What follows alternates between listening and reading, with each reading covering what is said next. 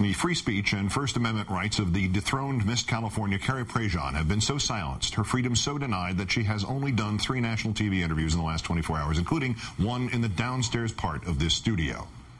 Our number one story, did she leave any more of those personal videos hanging around? Give Ms. Prejean credit for Moxie, a sex tape in which she is alone and which was played for her while she sat there with her mother, who did not know about it in advance, is revealed. And she's still out there hawking her new book on TV, all thanks to the miracle of free speech and video cameras with remote panning devices. But what we might have learned from her interview with Sean Hannity last night is that the answer to every question, no matter the subject, would end with a restatement of her mission to save free speech as we know it. Americans should not be attacked for their beliefs. They should not be silenced. You know, we have the freedom of speech, and I was punished. I was fired. I was brutally attacked and still being attacked. People are still trying to dig up things from my past. People have heard bits and pieces of, you know, the liberal media's version of it, but basically it's for Americans who believe their beliefs are under attack. It's amazing. Of course, Ms. Prejean fails to understand that her free speech rights do not apply to what she says on a privately owned TV network during a privately owned beauty pageant. Besides, nobody was trying to stop her from speaking her mind before, during, or after that pageant. And of course, she was not fired for doing that. She was fired for breach of contract. And that was after the pageant, through the decree of the franchise's owner, Donald Trump, had given her a pass for those so-called modeling pictures that had surfaced.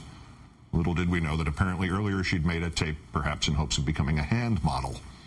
This morning, the tour continued on NBC's Today Show, where Ms. Prejean gave her stock answer about whether or not this tape was a sex tape. She offers a potentially clever answer, given that the tape may someday be released.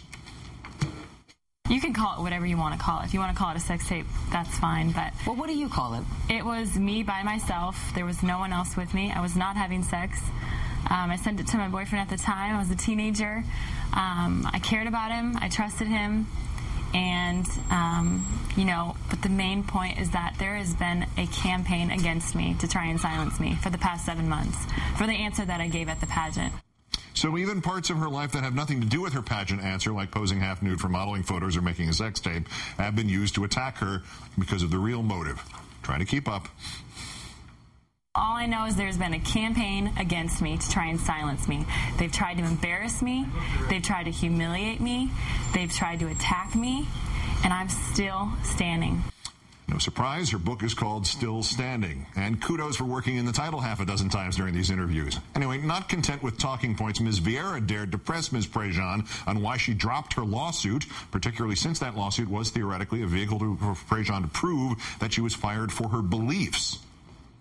So, Carrie, why did you drop the lawsuit against pageant officials? I mean, you've charged them with libel and slander and religious discrimination. If you feel that strongly about it, why drop the lawsuit? Were you worried about this tape becoming public? Well, everything that happened in mediation is completely confidential. I made a promise, you know, not to discuss anything that was discussed in there. In other words, you got rid of your freedom of speech, didn't you? Convenient, returning to Ms. Prejean's thesis already in progress. Well, I think it's important for people to understand. I think that Americans heard only bits and pieces of what really happened. And I think that there is a liberal bias in the media.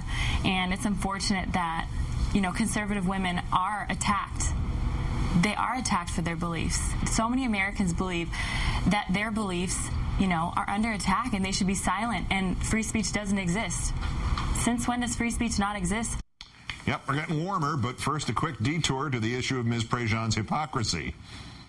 But there are people who say they want to call you on the carpet when they feel you're being a hypocrite. In the book you write, our bodies are temples of the Lord. We should earn respect and admiration for our hearts, not for showing skin to look sexy. So now people are seeing this tape, whatever you want to call it, sexy, and they're saying, well, yeah, she's a hypocrite. She writes a book that says one thing. I'm a model. I was in a beauty pageant. I mean, if people want to call me a hypocrite, then that, you know, that's their prerogative. Okay, if the tea is steady, Ms. Prejean, you're a hypocrite. But when Sarah Palin's name was invoked, we might have known that Ms. Prejean would arrive at her coup de grace. You say in the book you've been Palinized, referencing Sarah Palin. Mm-hmm. What do you mean by that? I've been Palinized. You know of the attacks Sarah Palin's been under. There is an extreme double standard that conservative women are under attack for whatever it is. I mean, if Sean Hannity went out there and said some of the things that Keith Olbermann has said about me, you know, if he said anything about Sonia Sotomayor or Michelle Obama, he would be off the air. Why is there this double standard? And that's the reason why I wrote this book. Well, several points. Part of the double standard. Ms. Prejean, you're not Justice Sotomayor or the First Lady of the United States. Surprise. Second, Mr. Hannity has relentlessly pressed a case that both Sonia Sotomayor and Michelle Obama are themselves racists. He did the far right's bidding in taking Sotomayor's words out of context in a speech she had given. He used a court case in which Sotomayor had followed precedent to paint her as a reverse racism extremist. With Michelle Obama, Hannity repeatedly distorted a passage in her college senior thesis to suggest that others' views on race that she was describing were actually her own views, including the words white oppressor. And words do matter, which is why there is often a fight over context and meaning. So, Ms. Prejean, have you ever considered what you were saying in that beauty pageant answer, right before you said that you believe that marriage should be between a man and a woman? Well, I think it's great that Americans are able to choose one or the other.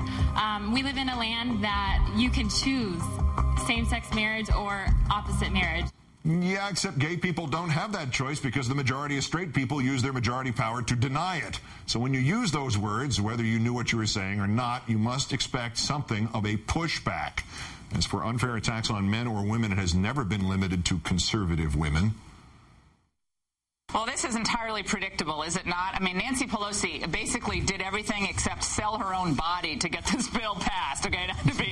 She did everything. She had to, everything was on the table. But the most truthful answer you've given thus far was a simple nod and a yeah. There were a lot of people who, it's deplorable that happened to you. On the other hand, it's the best thing that happened to you. Isn't it?